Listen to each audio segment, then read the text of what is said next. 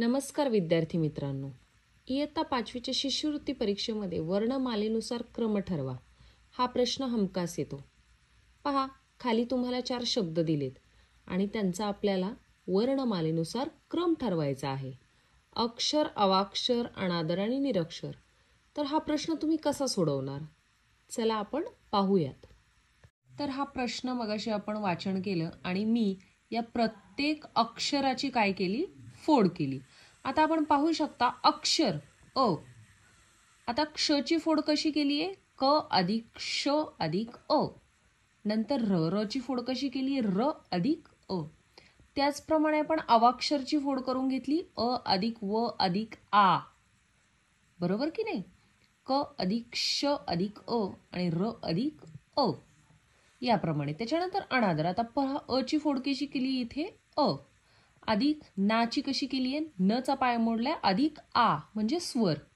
त्याच्यानंतर परत द चा पाय मोडलाय अ आणि र चा पाय मोडलाय अ. तदनंतर निरक्षर न नंतर पहिली वेलांटी म्हणून ई. त्यानंतर र ची फोड र अधिक अ. तदनंतर क्ष ची फोड क अधिक श अधिक अ आणि तदनंतर र ची फोड र अधिक अ.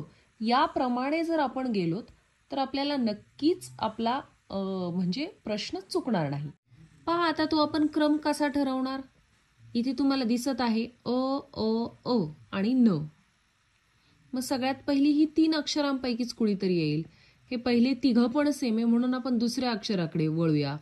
क व आणि न याच्यामध्ये सगळ्यात पहिल्यांदा कोण येईल? क येईल.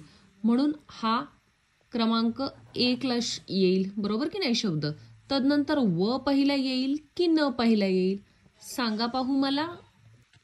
आता पहा, अवाक्षर आणि अनादर यामध्ये व आणि न मध्ये सगळ्यात पहिलं कोण येईल?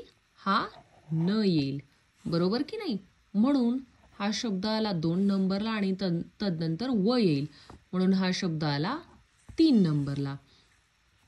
आणि त्याच्यानंतर येईल निरक्षर म्हणजे हा शब्द आला 4 नंबरला. तर याप्रमाणे आपण काय करू शकतो? हा प्रश्न एकदम सोप्या प्रकारे सोडवू शकतो. धन्यवाद.